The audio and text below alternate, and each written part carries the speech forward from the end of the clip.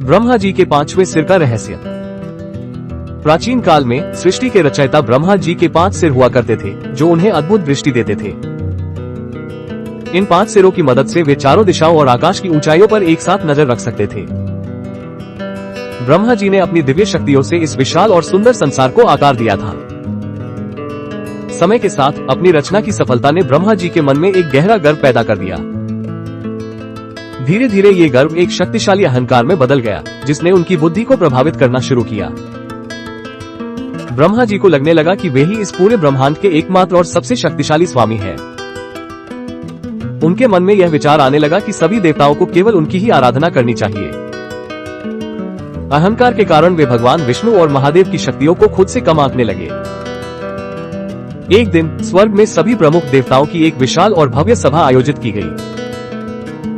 इस सभा में ब्रह्मा जी ने अपनी श्रेष्ठता का ढिंढोरा पीटना शुरू कर दिया।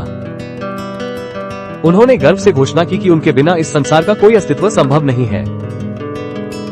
ब्रह्मा जी का दावा था कि वे ही सर्वोच्च हैं और बाकी सब उनके अधीन है। देवताओं के बीच ये बात तेजी से फैल गई, जिससे माहौल में तनाव और बेचैनी बढ़ गई। दूर कैलाश पर्वत पर महादेव अपनी गहरी समाधि में लीन थे, लेकिन वे सब देख रहे थे। महादेव जानते थे कि अहंकार एक ऐसा जहर है जो सबसे बुद्धिमान को भी अंधा बना देता है। शिव जी ने महसूस किया कि यदि इस अहंकार को नहीं रोका गया तो सृष्टि का संतुलन बिगड़ जाएगा। तभी ब्रह्मा जी और भगवान विष्णु के बीच एक गंभीर विवाद छिड़ गया।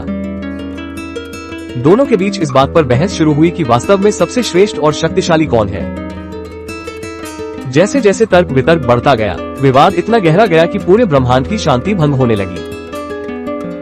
अचानक उनके ठीक सामने एक विशाल और अनंत अग्निस्तंभ प्रकट हुआ। यह कोई साधारण आग नहीं थी, बल्कि एक दिव्य ज्योतिर्लिंग था जिसकी चमक अद्भुत थी। उस दिव्य स्तंभ की चमक इतनी तीव्र थी कि पूरा ब्रह्मांड आलोकित हो उठा। उस ज्योतिर्लिंग का न तो कोई आदि था और न ही कोई अंत, वो अनंत था। तभी एक गूंजती हुई आकाशवाणी हुई जिसने दोनों देवताओं को चुनौती दी।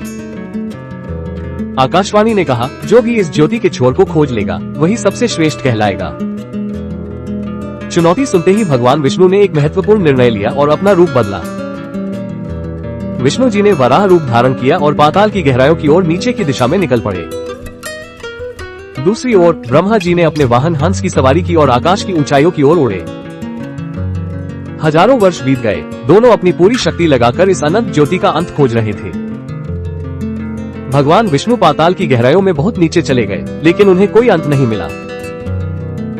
अंततः विष्णु जी ने अपनी सीमाओं को समझा और विनम्रतापूर्वक वापस लौट आए। उन्होंने स्वीकार किया कि वे इस अनंत ज्योति का अंत खोजने में असमर्थ रहे। वहीं ब्रह्मा जी भी ऊपर की ओर उड़ते रहे, लेकिन उन्हें भी शिखर का कोई पता नहीं चला। ब्रह्मा जी थक चुके थे और हार मानकर लौटने ही वाले थे कि तभी उनकी नजर एक फूल पर पड़ी। ब्रह्मा जी ने देखा कि एक सफेद रंग का केतकी का फूल धीरे धीरे ऊपर से नीचे की ओर गिर रहा था। ब्रह्मा जी ने तुरंत उस फूल को अपने हाथों में थाम लिया और उससे उसके आने का रास्ता पूछा। केतकी के फूल ने विनम्रता से उत्तर दिया कि वह उस अनंत ज्योतिर्लिंग के शिखर से गिरकर नीचे आ रहा है। ये सुनकर ब्रह्मा जी के मन में एक कुटिल विचार आया कि वे इस फूल का उपयोग अपनी जीत के लिए कर सकते हैं। ब्रह्मा जी ने केतकी से कहा कि यदि वह झूठ बोलकर उनकी गवाही दे दे तो वे सबसे श्रेष्ठ घोषित हो जाएंगे। चापलूस स्वभाव के कारण केतकी का फूल ब्रह्मा जी की इस अनैतिक योजना में शामिल होने के लिए तैयार हो गया। ब्रह्मा जी और भगवान विष्णु एक स्थान पर एकत्रित हुए, जहां दिव्य ज्योतिर्लिंग अभी भी चमक रहा था। ब्रह्मा जी ने अत्यंत आत्मविश्वास के साथ विष्णु जी से कहा कि उन्होंने ज्योति के अंत को खोज लिया है। भगवान विष्णु ने शांत भाव से मुस्कुराते हुए ब्रह्मा जी से इस दावे का प्रमाण मांगा। तभी केतकी का फूल आगे आया और उसने झूठ बोला कि उसने स्वयं ब्रह्मा जी को शिखर पर देखा था। जैसे ही यह असत्य पूरा हुआ, पूरा ब्रह्मांड एक भयानक गर्जना से कांप उठा। वो अनंत ज्योतिर्लिंग अचानक एक प्रचंड विस्फोट के साथ फट गया और उसमें से तीव्र प्रकाश निकला। उस प्रचंड प्रकाश के बीच से महादेव शिव अपने रौद्र रूप में प्रकट हुए। शिव की तीसरी आंख खुली हुई थी और उनके हाथ में त्रिशूल बिजली की तरह चमक रहा था। महादेव का ऐसा भयानक रूप देखकर ब्रह्मा और विष्णु सहित सभी देवता भय से कांपने लगे। शिव की आवाज पूरे ब्रह्मांड में गूंजी, जिसने सबको स्तब्ध कर दिया। महादेव ने ब्रह्मा जी को फटकारा कि एक रचयिता होकर उन्होंने असत्य का मार्ग चुना। शिव ने कहा कि ज्ञानवान व्यक्ति के लिए झूठ बोलना सबसे बड़ा पाप और अधर्म है। क्रोध के चरम पर पहुंचकर महादेव ने अपना त्रिशूल हवा में उठाया। पलक झपकते ही शिव ने त्रिशूल चलाया और ब्रह्मा जी का वो 5वां सिर काट दिया जिससे उन्होंने झूठ बोला था। ब्रह्मा जी का वो सिर अलग होते ही उनके मन का सारा अहंकार एक पल में नष्ट हो गया। महादेव का क्रोध अभी शांत नहीं हुआ था। उनकी दृष्टि अब चापलूस केतकी के पुल पर पड़ी। शिव ने केतकी को शाप दिया कि तूने असत्य का साथ दिया है, इसलिए तू अब पवित्र नहीं रहा। महादेव ने घोषणा की कि आज से किसी भी शिव पूजा में केतकी के फूल का उपयोग वर्जित होगा। अपनी भारी भूल का एहसास होने पर ब्रह्मा जी महादेव के चरणों में गिर पड़े। ब्रह्मा जी फूट फूट कर रोने लगे और महादेव से अपनी गलती के लिए क्षमा मांगी।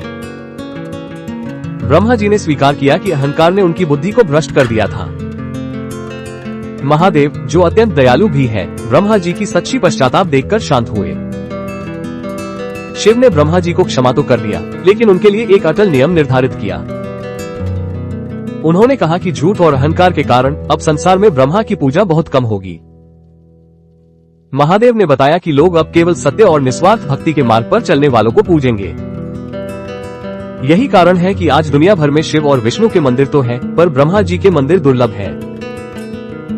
केतकी का फूल आज भी महादेव की पूजा में वर्जित है, जो हमें सत्य की याद दिलाता है। इस घटना ने पूरे ब्रह्मांड को सिखाया कि शक्ति और ज्ञान के साथ विनम्रता का होना अनिवार्य है। अंततः ये सिद्ध हुआ कि सत्य की शक्ति सर्वोपरि है और अहंकार का अंत हमेशा विनाशकारी होता है।